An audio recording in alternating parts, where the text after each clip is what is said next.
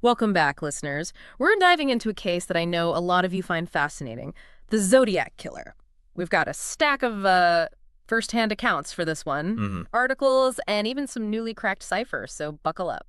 What's always intrigued me about the Zodiac case is that we still don't know Yeah. who was behind those crimes in Northern California Right. back in the late 60s. Exactly. At least 5 murders are officially the Zodiac's, but he claimed way more in those creepy letters to the press. It wasn't just the killings either. No. It was those ciphers, the taunts, that eerie costume some witnesses described. It all kind of adds up to this, like, mythical figure. Absolutely. I think that's why we're all still so fascinated. Unsolved case. A brilliant, twisted mind outsmarted law enforcement. Vanished. It really feels like he was playing a game and winning. Okay, let's unpack those chilling letters. They were like his calling card. They started showing up in '69, right? August of 69, yeah. Imagine opening the newspaper, and right there he says, "Dear editor, I am the killer." Chillin'. Oh, totally. And they weren't just confessions. He wanted the papers to print everything. His messages, a 3-part cipher right on the front page. Or else, more killings. This guy was serious. That's where the psychology gets really interesting. It wasn't just about murder. He wanted to control people, terrorize a whole population, like he was putting on a show. A terrifying one. And get this, that first cipher, the one they thought was unbreakable, a high school teacher and his wife cracked it. It's incredible. And what did that code reveal? I like killing people because it is so much fun. It is more fun than killing wild game in the forest because man is the most dangerous animal of all. Chilling. Man, to think somebody can look at another person and think that is truly disturbing. It really is. A total detachment from humanity. And then he starts sending proof with his letters, like a piece of Paul Stein's shirt, the cab driver he murdered in October of '69. Right, a real escalation. Sending a piece of his victim's clothing to the newspapers. Yeah. A calculated move to keep everyone terrified and keep himself in the spotlight. It worked. The Bay Area was on edge for years, wondering when he'd strike next. And then in '74, the letters stopped. Yeah. Just like that. Silence. Makes the whole thing even creepier. You'd think someone who loved attention this much would want a big finale, but the silence, that's scary in its own way. Totally. Okay, before we get into all the theories and suspects, we need to talk about the victims. They were real people whose lives were cut short, not just names in a headline. You're absolutely right. The human cost of these crimes Right. is just immeasurable. Okay. So, confirmed victims, David Faraday and Betty Lou Jensen, December of '68. Then Darlene Ferrin and Mike Mageau, July '69. He actually survived, you know? Really? Wow. Yeah, the only one. Then Cecilia Shepard and Brian Hartnell in September '69. He survived too, but Shepard unfortunately died. And then Paul Stein, the cab driver, in October '69. It's chilling how similar all the attacks were. Like he had a type. Right. Young couples in remote locations. That's right. Except for Stein. And there were a couple of other murders that investigators think might be connected. From a few years earlier, the Domingos Edwards murders in '63 and the Bates murder in '66. There's some similarities. Makes you wonder if he was active even earlier than we thought. Adds another layer to it all. Okay, let's move on to Arthur Lee Allen. He comes up a lot. Robert Graysmith, who wrote Zodiac, thought he was the killer for sure. Interesting guy.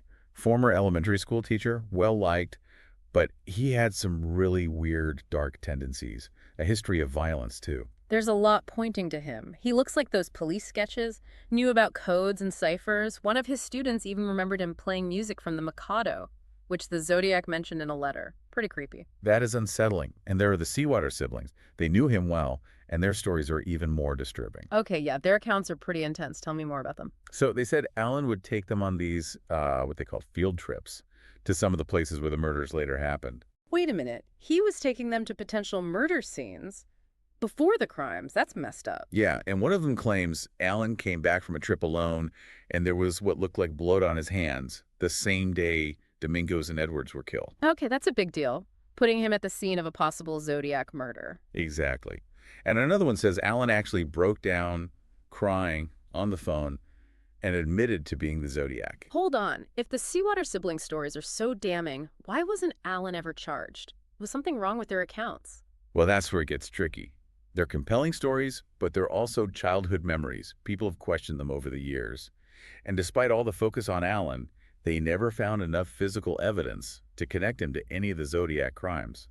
It's hard to believe. You have these really detailed accounts from people who knew him, links to the crimes, and yet nothing to actually charge him. That's the Zodiac case for you. Lots of threads, possibilities, but nothing solid enough to put anyone away. So Alan is just one suspect out of many. What about some of the other theories? Well, there's Earl Van Best Jr. His own son thinks he was the Zodiac, Mm-hmm. based on how he looked and some circumstantial evidence. But again, nothing that proves it for sure. Right. And Louis Myers. His friend claims he confessed before he died. Right. Seems like everyone has their own theory. It's true. And some people even think there were multiple killers working together. Imagine trying to solve that. Oh, wow. Yeah, that would explain why it's been so hard to crack. Okay, what about those ciphers? I heard some were cracked recently. Yeah. In 2020, code breakers cracked the famous 340 cipher. It had stumped experts for, like, 50 years. A huge breakthrough. So did it finally tell us who the Zodiac was? Well, no. Oh, Turned out to be a jumbled message, full of misspellings and weird bragging. No real clues about who he was, which is a big bummer for everybody. so frustrating. Everyone thought it was the key. I know. But the Zodiac kept his secrets. Yeah. It really felt like we were close.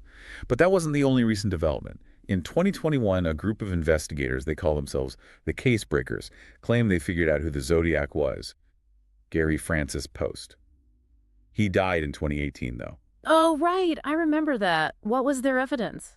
Well, they said they found anagrams of Post's name, hidden in the Zodiac's letters. And some photos they think show scars on Post's forehead. They say it matches a description from one of the victims who survived. Did they finally close the case then? Not really. A lot of people were skeptical. Law enforcement, Zodiac experts. Yeah. The FBI and the San Francisco police both said their evidence wasn't enough. Just circumstantial. Another dead end. It's like every time we get close, something pushes us back. But wait, wasn't there another theory? Didn't an author come out with a new suspect last year? Yes. In 2022, Jared Kobeck. He wrote a whole book, How to Find the Zodiac Killer. He thinks it was a guy named Paul Dewar. Oh, okay. His theory. They both liked explosives. Explosives? Did I miss something? Was that a big part of the case? It wasn't well known, but yeah, the Zodiac did write about making bombs in some of his letters, homemade bombs, and Dewar. He worked at a shipyard in Vallejo. He was an explosives expert. Interesting. So is that all Kobeck's theory is based on? Just that one thing they had in common? No, there's more. Dewar lived in the Bay Area during the murders. Kobeck says he looks like the Zodiac. His handwriting matches. Plus, that shipyard. Yeah. It wasn't far from some of the crime scenes. Yeah, I see the connection. So we've got Allen, Van Best Jr., Myers, the idea of multiple killers, the ciphers that didn't really give us answers, Gary Francis Post, and now Paul Dewar. It's a lot to keep track of. Are we any closer to figuring out who he was after all this time? It's the question everyone keeps asking. Investigators, people who are just obsessed with the case. It's still an open case, officially, but the trail has gone cold. We've got mountains of information, tons of suspects, but we're missing that one thing, that link that proves it. It's really amazing to me how many suspects there are. And each theory, they all have something interesting about them. That's what makes it so complex. And maybe that's part of why the Zodiac was so good at what he did. He was cunning. He knew how to create confusion. Yeah. The stories from the Seawater siblings, those were especially scary. Thinking about Alan taking those kids to places where he might later kill someone, that's just, wow. Do you think what they said is true? It's hard to know for sure. It's definitely disturbing, and you can't just ignore it. But these are memories from when they were kids. Memories can change over time, you know? Yeah, that's true. But those details, like Alan coming home with blood on him and him supposedly confessing on the phone, those are pretty serious accusations. I agree. But without something to back it up, some physical evidence tying Alan to those crimes, it's hard to say if they really happened. Or if it's just, how they remember things now, maybe because of what they went through. The frustrating part is that there are all these pieces that seem like they should fit together. Clues. But the whole picture, we don't have that. It's like a puzzle that's almost done, but you're missing the one piece that makes everything clear. And that piece, maybe it's out there somewhere. Or maybe it's gone forever. And we'll never know who the Zodiac really was. This is a lot to take in. What do you think, listeners? Which suspect makes the most sense to you? What's stuck with you? Yeah, and maybe the bigger question is, why are we still so interested in this case after all these years? What is it about the Zodiac that keeps us coming back, keeps us trying to figure him out? Yeah, it's crazy that we're still talking about something that happened over 50 years ago. Is it because it's a mystery? Because it was so brutal? Or just that he got away with it? Or is Well, it something else entirely? it's probably a little bit of everything. There's that natural human need for closure. We want to see justice done, you know? We want to know why he did it. Yeah, it feels wrong that he got away with it. Like he's still out there. At least in our minds, he is. That's true. And there's that element of fear, too, that someone like the Zodiac could exist, could be anyone, could just appear and do those things. Even all these years later, it's still scary. You're right. He knew how to get to us, how to make us afraid. Yeah. But I think the puzzle itself is part of it too. All those codes, those secret messages, those weird clues. It's like a real life detective story, and everyone wants to be the one to solve it. I totally agree. Whether he meant to or not, the Zodiac made it a game. And people can't resist a good challenge. That's why everyone's still talking about him, trying to figure him out. You know, there's something else we haven't talked about. As awful as what he did was, the Zodiac was kind of charismatic in a twisted way. He loved the drama. He knew how to get attention, how to use the media. That's an interesting point. He did control the story. He made himself into this legend, this almost supernatural being. Exactly. He became a symbol for everything we don't know, for the wild, dark side of things. And that's scarier than knowing who he was. It's like this darkness that's inside all of us, the potential for chaos and violence that we try to keep hidden. Wow. That's deep. And it makes sense why this case still gets to us, why we're still afraid. The Zodiac Killer, he represents our deepest fears. The fear that violence can happen anywhere, anytime. The fear that everything we think is safe and normal can fall apart. That is a pretty chilling thought. But you're right. There's something about the Zodiac that reminds us the world can be a really scary place. And yet, even with all that darkness, with all the questions we'll probably never have answers to, we still want to know more. We want to understand. We want to make sense of something that doesn't make sense. It's true. The Zodiac case shows us that even when something horrible happens, we still want to know why. We still want to learn. And that's what I find hopeful. Me too. Yeah. Okay, before we get too philosophical here, there's one more thing I want to talk about. The costume. That hooded executioner outfit some people saw him wearing. Oh, yeah, that's pretty creepy. Definitely tells us something about him. I know, right? Like, it wasn't enough to just kill people. He had to dress up like that, become this scary, almost ritualistic character. Like he wanted his victims to see him as a monster, not just a man, someone they'd never forget. He wanted control, power. He wanted to be famous, infamous, really. That costume, it was like he was playing a part, becoming something bigger than himself. And imagine what that must have been like for the victims, to see someone dressed like that, knowing they could kill you. It would be terrifying. You'd be frozen with fear. The costume itself becomes a weapon, in a way. It makes him seem even stronger, harder to stop, adds another layer of horror to the whole thing. So we've talked about the crimes, the victims, the suspects, those ciphers, the different theories, even the costume. We've gone deep. But the big question is, will we ever know for sure? Do you think after all this time, we could still find out who the Zodiac was? It's hard to say. I mean, it's been a long time, but maybe? Maybe. So you're saying there's hope? Well, there's always the chance that some new evidence could turn up. Or, you know, technology's always getting better. Forensics, DNA, maybe that could help. Yeah, DNA. They're solving old cases all the time now using genealogy and stuff. It's pretty amazing what they can do with just a tiny bit of DNA. You can trace a whole family tree, find suspects you'd never have thought of. It's completely changed how we investigate these things. Mm-hmm. And you never know, right? Maybe someone out there has a piece of information they haven't shared yet. A memory, a letter, a picture, something that could change everything. Yeah, sometimes it's the smallest thing that makes all the difference. I guess that's what's so crazy about cold cases. They're never really over until you find that missing piece. That's true.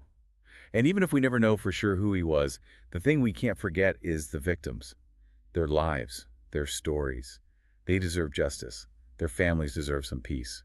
Absolutely. And to our listeners, that's what we want you to take away from this. We've just scratched the surface here. If you're as hooked on the Zodiac as we are, keep digging. There's so much out there. Books, documentaries, websites, even whole groups of people dedicated to solving this thing. And as you go down that rabbit hole, just remember, think for yourself. Question everything. Don't believe everything you read or hear. And always remember the real people behind this, the lives that were lost. So what do you think? What stuck with you? Which theory makes the most sense? And maybe the biggest question is, why are we still so fascinated by a guy like the Zodiac Killer? Decades later, we're still talking about him. We might never know all the answers, but that's what makes this so interesting, right? The search for truth, for understanding. You got it. That's what makes the deep dive so much fun. So until next time, stay curious, keep those brains working, and remember, the truth is out there somewhere. We just gotta find it.